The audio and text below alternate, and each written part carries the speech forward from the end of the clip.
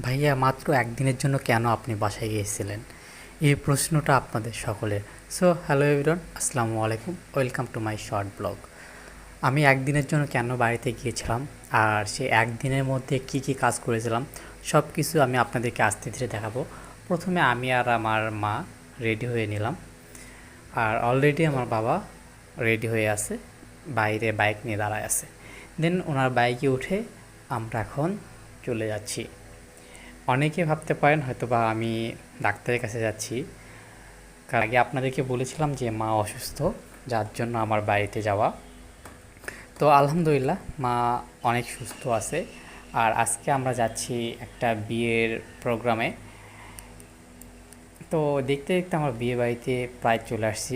বিয়েটা বড় করে না হলেও ছোটোর মধ্যে করে করছে।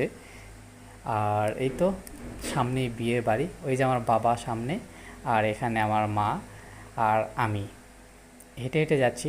একটু আগেই বেশ কিছু সময় ধরে বৃষ্টি হয়েছে, যার জন্য রাস্তায় এখনও কাদা। অন্যদিকে পাতিলে এখনও রান্না হচ্ছে, কারণ অতিথি এখনও অনেক আছে খাওয়ার বাকি, তাদের জন্য আর কি। আমার বাবা প্রথমে ভান্ডারখানার ওখানে গেল, যাওয়ার পর দেখলো যে সিট নাই। দেন আমরা বাইরে এসে বেশ কিছুক্ষণ আড্ডা দিলাম। আড্ডা দেওয়ার এক পর্যায়ে যখন সিট খালি হয়েছিল, তখন ভিতরে গেলাম। যাওয়ার পর দেখি যে বৃষ্টির পানিতে চেয়ার একদম ভিজে গিয়েছে।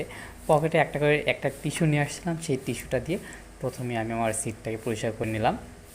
সিটটা পরিষ্কার করে নেওয়ার পর যারা এখানে খাবারগুলো সার্ভ করতেছিল তারা এসে, মানে আমাদের এখানে যে ময়লা আবর্জনাগুলো ছিল ওয়ান টাইম প্লেটে, সেগুলো নিয়ে গেল। আর এই তো আমি আমার ছোটো ভাগনার সঙ্গে এখানে মজা করতেছি।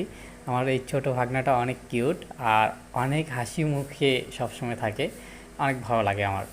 আর ওর নাম হচ্ছে মোহাম্মদ জাবের আলী জোনায়েদ। দেখেন কতটা দুষ্ট, মানে প্রচুর দুষ্ট, কিন্তু হাসি খুশি থাকে, অল টাইম প্রচুর হাসি খুশি থাকে।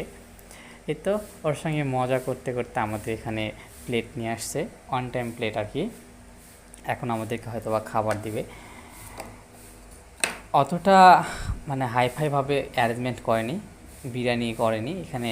ওনারা ভাত করছে, গরুর মাংস করছে, দেন মাংস করছে, ডিম করছে, বাট আমি মেবি ডিম নিই নাই, দই করছে, মিষ্টি করছে, এই আর কি। প্রথমে ভাত দেয়া হলো, 28 চালের ভাত, দেখতে হবে না? তো 28 চালের ভাত বর্তমানে বগুড়াতে প্রচুর ট্রেন্ডে আছে।